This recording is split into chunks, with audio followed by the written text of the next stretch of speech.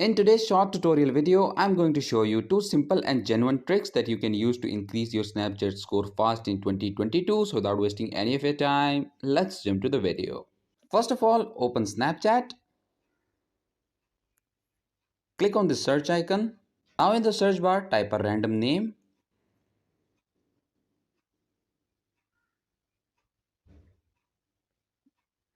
Add some new users.